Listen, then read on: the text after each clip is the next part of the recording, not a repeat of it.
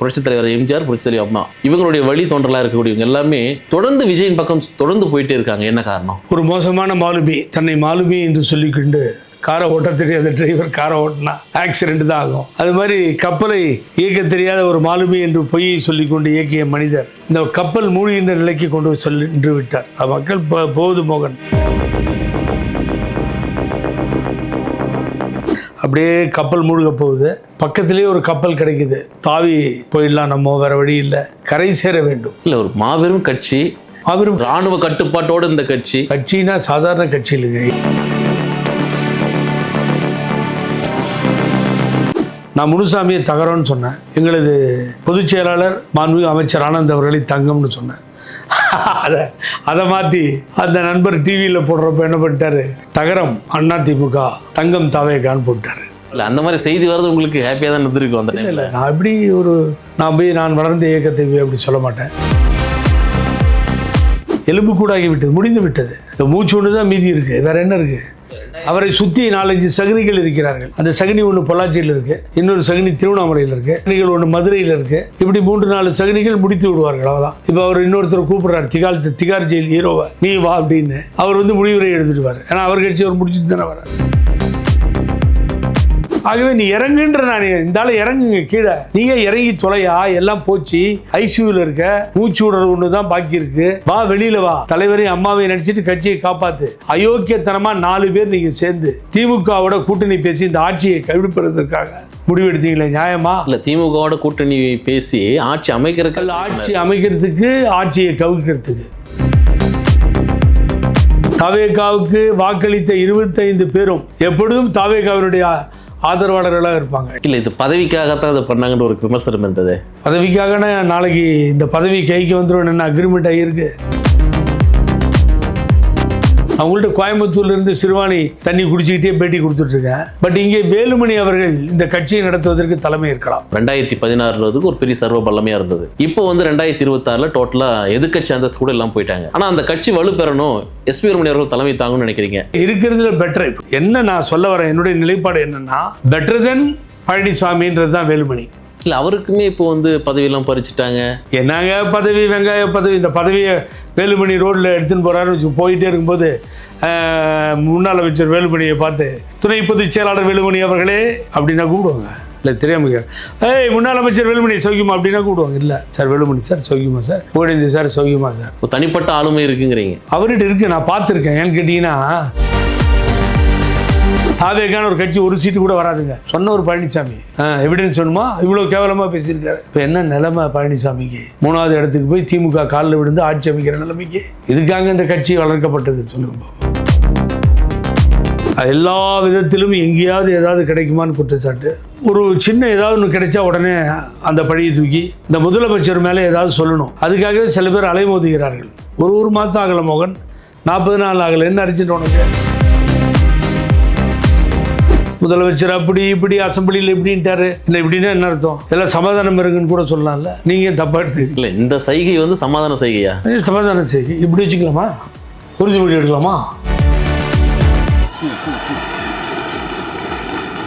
இல்லை, திமுக சட்டசபையில் எப்படி நடந்துக்கணுங்கிறத பற்றி எல்லாம் சொல்கிறாங்க. திமுகவுடைய கடந்த கால செயல்பாடுகளை பார்க்கும்போது அதை ஏற்றுக்க முடியுதா? 2017ஆம் ஆண்டு எடப்பாடி பழனிசாமி நம்பிக்கையில்லா தீர்மானத்தை கோருகிறார். ஒரே கலாட்டா. அந்த நேரத்தில் இந்த சபாநாயகர் புரட்சி தலைவி அம்மா அவர்களால் தாழ்த்தப்பட்ட சமுதாயத்தை சார்ந்த ஒரு சபாநாயகராக இருந்த தனபால் மேலே அமர்த்து அழகு பார்த்தவர் அம்மா அவர் உட்கார வச்சிருக்காங்க. என்னென்ன அட்டகாசம் பண்ணீங்க, கொஞ்சமா அட்டகாசம் பண்ணீங்க. உங்களை சொல்ல சார், திமுக சொல்றேன். உள்ள போய் அந்த சேரை அடிச்சு அந்த சபாநாயகர் எடுத்து வெளியில விட்டு இவங்களே போய் உட்காந்துட்டு இவங்களே சபை நடத்துறாங்க.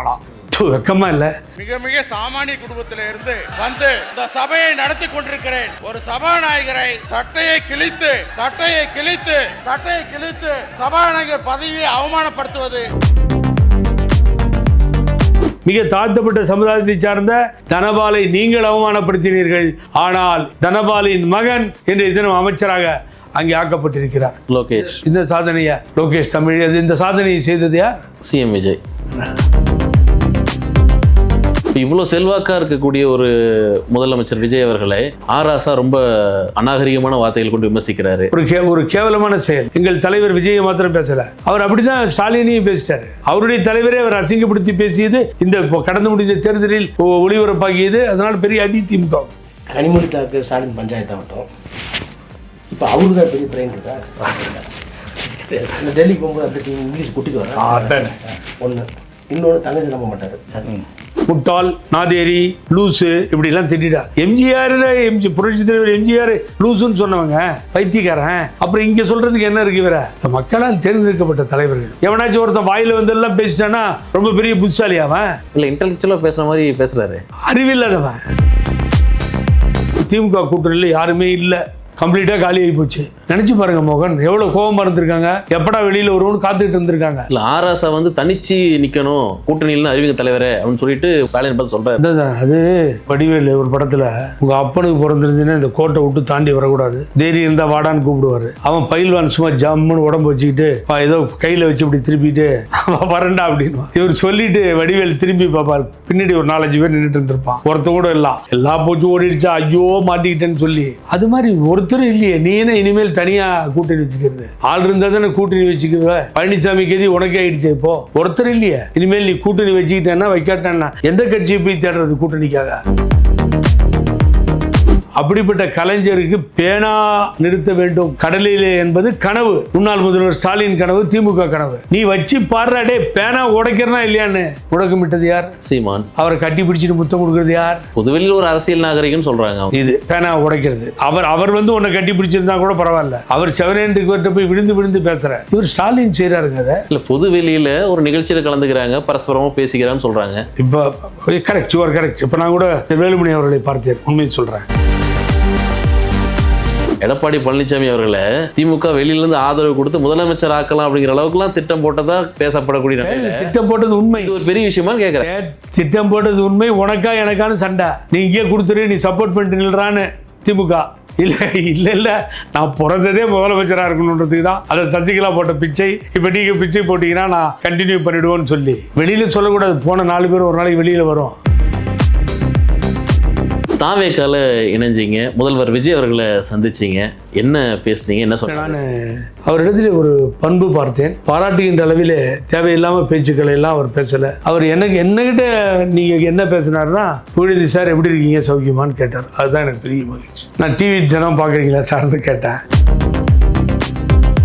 நாங்கள் வெளியிலே வந்து தெருக்களில் அனாதைகளாக நின்று கொண்டிருக்கின்ற நேரத்தில் அனைத்து எங்களை கரம் சேர்த்து வா என்று அரவணைத்து தாவேகா இருக்கிறது, தந்தை பெரியார் வழியிலேயும் பேரறிஞர் அண்ணா வழியிலேயும் அவர் இந்த தலைவர்களை ஏற்றுக்கொண்டு வழி நடத்தும் என்று அரவணைத்து அனாதைகளாக நின்றவர்களுக்கு ஆறுதல் சொல்லி எங்களை வழி நடத்துகின்ற காட்சி இன்றைய தினம் நான் பெருமையோடு பார்க்கிறேன். ஆகவே தான்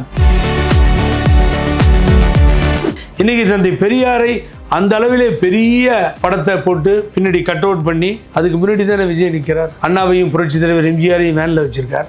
அம்மா வளர்த்து இந்த இயக்கம் இப்படி ஆயிடுச்சே, ஒழிச்சிட்டாங்களேன்னு சொல்றார். எந்த விதத்திலும் எங்கள் தலைவர்கள் புகழை பாடுவதற்கோ பெயரை சொல்லுவதற்கோ எந்தவித தடையும் இல்லை. ஒரு பேக்கெட்டில் வந்து ஜெயலலிதா அம்மாவுடைய புகைப்படம் வச்சுக்கிறதா இருக்கட்டும், அவங்களுடைய மோதிரம் ஜெயலலிதா அம்மாவுடைய முகம் பறித்த மோதிரம் போட்டுறதா இருக்கட்டும், இது எல்லாமே அலோவ் பண்ணுறாரு. அப்படிங்கிறது வந்து அது எந்த மாதிரியான ஒரு பக்குவ நிலைப்பாடாக நீங்கள் பார்க்க? கொள்கையை ஏற்றுக்கொள்கிறார்கள். திராவிட இயக்கத்தினுடைய கொள்கையின்படி, கொள்கையின் வழியிலே அவர் நடக்கிறார், அதை ஏற்றுக்கொள்கிறார். மதுரையில் RSS மாநாட்டில் 4 பேர் கலந்துக்கிட்டான். ஏடிஎம்கே மினிஸ்டர், ஒழிய போறீங்கடா நீங்க என்ன, 4 பேரும் தோத்து போயிட்டாங்க. மதுரையில் அதே இடத்துல போய் இங்கே தான் தீபம் ஏற்றணும் அப்படின்னு பெரிய கிளர்ச்சியை உண்டு பண்ண RSSம் பிஜேபி முயற்சி பண்ணது. அந்த இடத்தில் வென்றிருக்கிறது தாவேகா.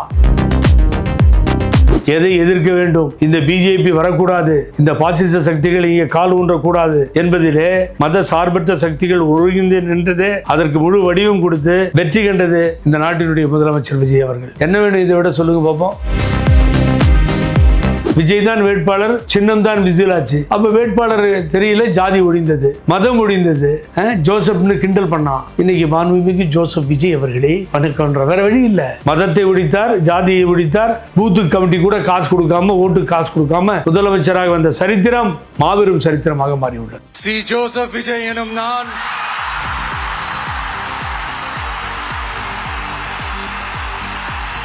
தாவேக்காவில் நீங்க உங்களுடைய பயணம் எப்படி இருக்க போகுது? எதனை நிச்சயமாக நான் என்னை வளர்த்து ஆளாக்கியது உங்களை மாதிரி பிரசுத மோகன். நீங்க வேற தொலைக்காட்சியில ரிப்போர்ட்டரா இருந்ததும் சரி, என்னை வளர்த்து ஆளாக்கியது இந்த பிரஸ் தான். என்னுடைய பேசக்கூடிய இந்த திறமையை, சொல்லாற்றலை வெளியே கொண்டு வந்தது இந்த பிரஸ் தான். இப்போ பாருங்க, ராஜா பேசுறது தப்புன்னு வெளி உலகத்திற்கு எடுத்து சொல்லியிருக்கிறேன். இது லட்சக்கணக்கில் கோடிக்கணக்கில் பரவும்.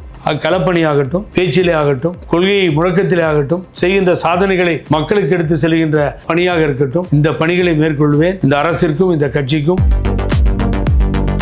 இப்போ பல குற்றச்சாட்டுகளுக்கு உள்ளானவங்களை தொடர்ந்து தாவேக்காவில் சேர்க்கறது வாயிலாக தாவேக்கா மேலேயும் ஒரு கடுமையான விமர்சனம் இருக்கு. அதை எப்படி பாக்குறீங்க? அந்த வழக்கின் முடிவிலே அவர் நிரபராதியா குற்றவாளியா என்ற தீர்ப்பு எழுதப்படுகிறது. ஆகவே நீங்கள் குற்றம் சாட்டப்பட்டவர், உங்களது கடமை நிரூபிக்க வேண்டும் குற்றமற்றவர் என்று சொல்லி. ஆகவே அதற்காக தாவேக்கா போய் சப்போர்ட் பண்ணாது. நிரபராதிகள் என்று தீர்ப்பு வந்தால் வரவேற்போம். இல்லை, ஒரு சமயம் அவங்களுக்கு தண்டனை கிடைச்சா நம்ம போய் சப்போர்ட் பண்ண முடியாது. புதிதான முகங்கள் வந்து அமைச்சரவையில் அலங்கரிச்சுட்டு தொடர்ந்து பல பணிகளை செஞ்சுட்டு இருக்காங்க. இந்த 2 மாத கால ஆட்சியில அவங்களுடைய ஆய்வுகளா இருக்கட்டும், பணிகளா இருக்கட்டும், நீங்க எப்படி பாக்குறீங்க? இளைஞர்கள் மேலே வர வேண்டும், இளம் சிங்கங்கால் எல்லா இளைஞர்கள் பட்டாளம் வர வேண்டும் மேடையில் முடங்குறோம். அவர்கள் வந்தாகிவிட்டது. ஆகவே களப்பணிகள், ஆய்வு பணிகள் எல்லாம்